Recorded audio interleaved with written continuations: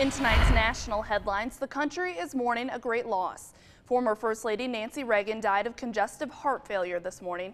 CNN's Renee Marsh looks back on her incredible life.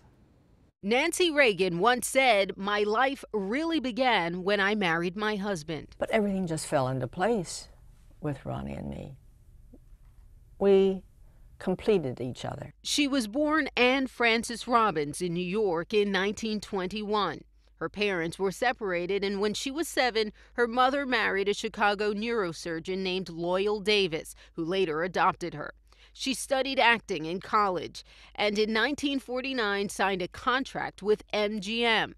But her career nearly ended before it began when her name appeared on a list of suspected communist sympathizers. Hoping to help, a friend arranged for her to meet the president of the Screen Actors Guild, a dashing leading man named Ronald Reagan.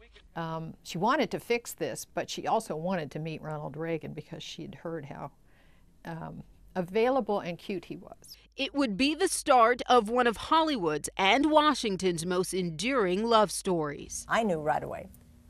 Took him a little bit longer. Did you have to work on it? I had to push him a little bit. The couple even played opposite of each other in a movie called Hellcats of the Navy. In 1966, Ronald Reagan started a second career as a politician and was elected governor of California. When he began his run for president, she was by his side, gazing adoringly. It was for real. That wasn't an actress. The adoration that they had for each other. Once her husband was in office, she was often seen wearing designer gowns and famously redecorated the White House. This brought heavy criticism from the press.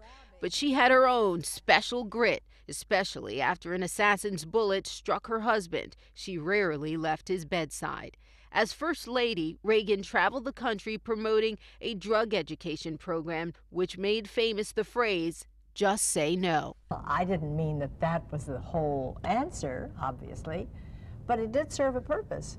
She also successfully battled breast cancer. Once the couple left Washington, Reagan cared for her husband for years as he struggled with Alzheimer's. After his death and majestic state funeral in 2004, Reagan devoted her time to his Presidential Library and Foundation. There are people who told me that it gets much easier.